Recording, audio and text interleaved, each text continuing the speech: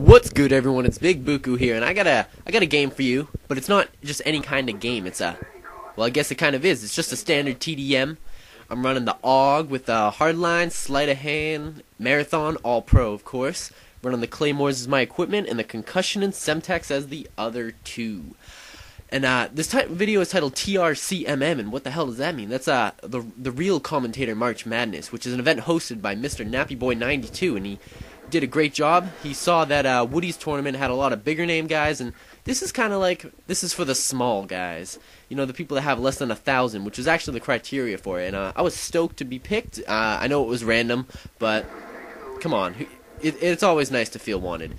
So this is round one, and I'm going up against, I think it's, I don't even know, Rapid Murderer 20 or something. I'll leave his link in the description. You check him out, too. I mean, I'm all for the love.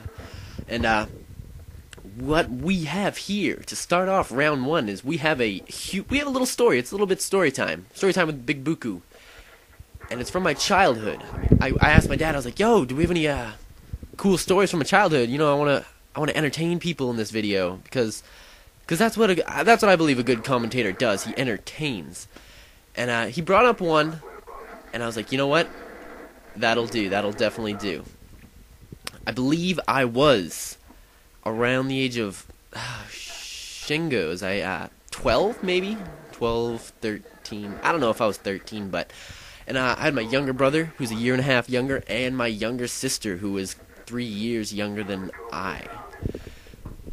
You know, when you're young kids, your parents take you into grocery stores, or hardware stores, or just clothing stores, and it's boring. You're gonna want to make it fun.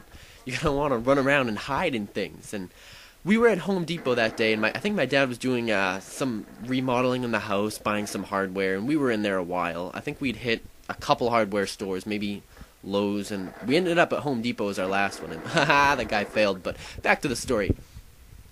We ended up at Home Depot. Last store of the day. It was closing down. We were kind of tired, but, you know, we really didn't want to be there, so what we decided to do is we decided to start, like, just running around like little kids. And I gotta tell you, I can't stand little kids running around in stores because it's just a lack of parental control. And I'm grumpy, but, you know, come on. I'm all for your kids running around, but they're gonna throw around stuff. I mean, I work in a retail, so they're throwing around books and toys and clothes, and they're just having a blast. And I'm not mad at them, I'm mad at their parents. But all that aside, we were running around and playing tag in Home Depot, and I believe we actually found another kid to play tag with, and he was kind of this, I don't know, he was very creepy. Like, I don't think he said a word, but he just kind of joined in our game. And we would hide. I remember we were in the appliance section, and we were in the washers and dryers, and it was just a blast. I mean, that kid ended up leaving soon, or his mom took him away or something, be like, "Yo, those kids are weird." But so it was just us three, and my sister, brother, and I. We'd always enjoyed hiding. Oh man, voice crack. But we'd always enjoyed hiding in, like, I don't know, the fixtures that hold everything, and it's just kind of cool. You walk by and you try to hide from your little brother and sister. And there was one time where it was just great, and I was hiding in the patio section is where we were, and they had all these doors you could, I guess, try out. I mean, I don't know, you try a door, you open it, you close it, whatever, but you could open them and close them and open them and close them.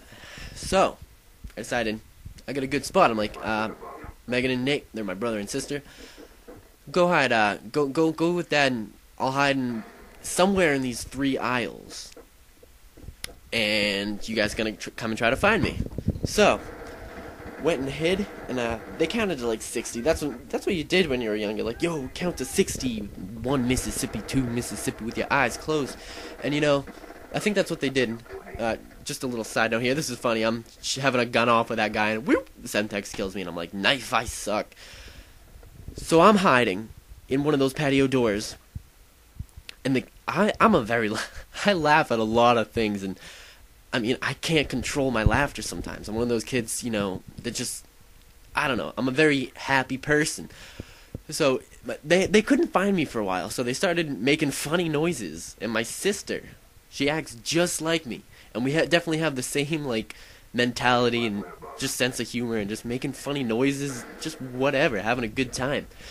So she starts making these noises, and my brother's, I think he's cracking jokes too. He's a more serious one, but they end up finding me because I'm kind of chuckling, and they're walking over slowly. I can hear him coming. I was like, well, I'm done. Game over. They get right up to the door, and I think they knock even to see if I'm in there, and they start like cracking more jokes. But then I hear like they're pitter-pattering away. I'm like, wait, did they really not find me? Am I that beast of a hider? All of a sudden, the door opens. But before that, I heard like other people talking, and they open the door, and I am flushed. I am embarrassed. I am red. And they open the door, and this kid walks out, and the kid's me.